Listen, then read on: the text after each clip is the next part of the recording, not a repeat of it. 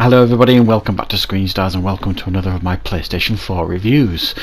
Now, surprisingly, this week on the PlayStation Store in the UK, we got the release of Star Wars Jedi Knight Jedi Academy released, which I was very excited for. We got last year the Jedi Knight Jedi Outcast one released, I believe it was, on the PlayStation, which I did do a review for on the channel.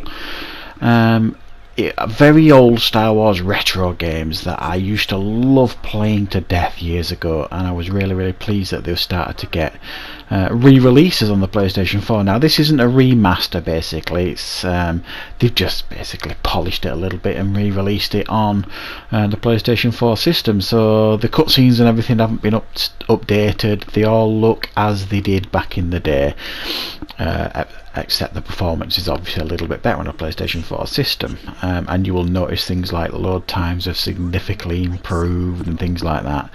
But the gameplay elements haven't been updated. Everything's still as you remember it. They haven't like brought it into, you know, modern day gaming standards in regards to how you would expect a game to play and stuff, which is part of the charm of a game like this. So you'd be pleased to know, if you are a fan of this game previously, you are going into this game with very few changes, and it will be, for the most part, exactly how you remembered playing it back in the day.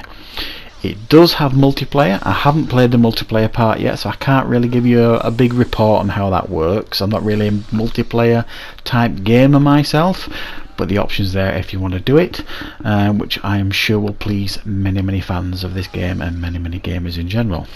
Now, so this game was initially released, oh god, quite a while ago on systems, and I remember playing this. I think I played this originally on the original Xbox system. I could be wrong. I can't just remember.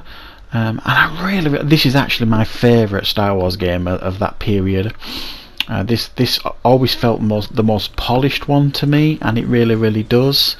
It does feel really polished, this one. It feels more because you're able to choose your own character. Now this game has a very limited character customization option. You really only get like 2 or 3 heads and 2 or 3 different body choices and clothing options, things like that. It's very limited, so don't expect much customization here.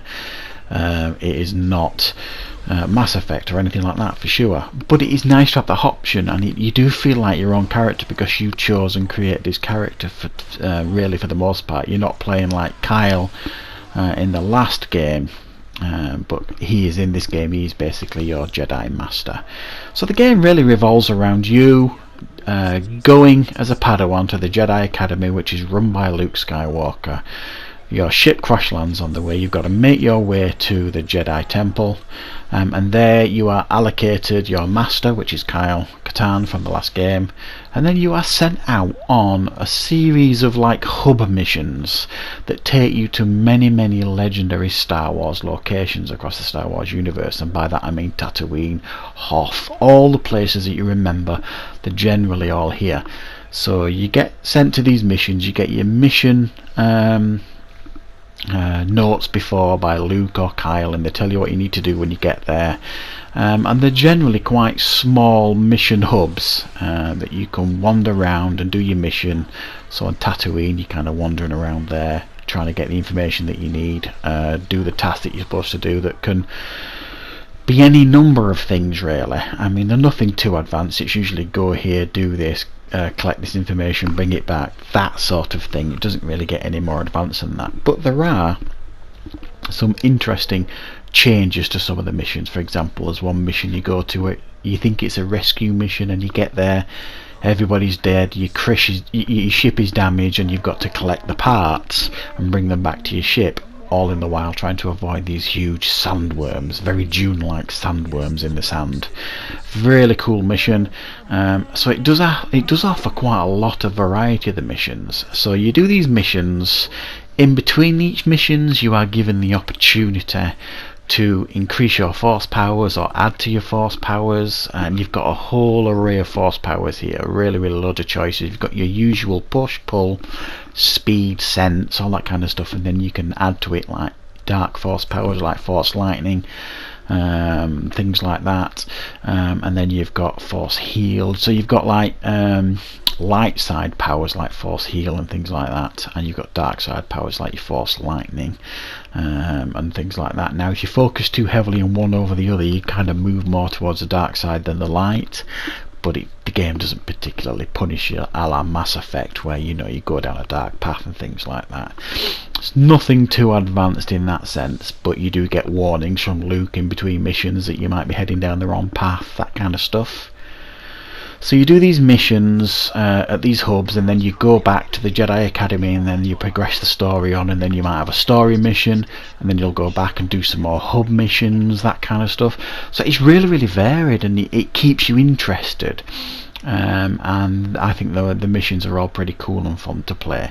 However, yes, this compared to modern day games, especially the most recent Star Wars game, Jedi Fallen Order, it's pretty basic stuff, you've got to admit it, but it's got a real charm to it, and it's got a real Star Wars feel. All the sound effects are absolutely bang on. It feels like Star Wars, it looks like Star Wars, the lightsaber sound effects are brilliant, the blasters, everything. It really does feel very, very genuinely Star Wars, and it's a super nostalgic game that I personally am having a huge amount of fun playing.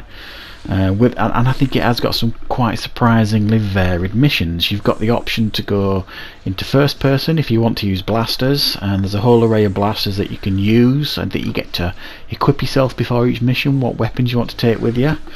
Personally though, you're a Jedi, why would you not want to use your lightsaber the majority of the time?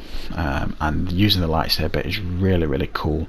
Yeah, the camera angles makes it a little bit difficult at times and a little bit frustrating, but it's an old style game, so you've got to be a little bit don't overly expect too much with this game. If you go in this with lower expectations compared to a modern day game, you're gonna be pretty happy with this game. It can get frustrating, especially when you're running around the same parts, because there's no effective map really here to speak of, and you don't know where you're going and where you're going next, and you think, have I been down this corridor? Oh yes, I have been down this corridor. Well, which way do I go then? I'm not really sure. There's no real map to talk about here that's really useful, so you do find yourself retreading your steps quite a lot on the maps, but it's not as punishing as you might think, and you do kind of get used to it eventually.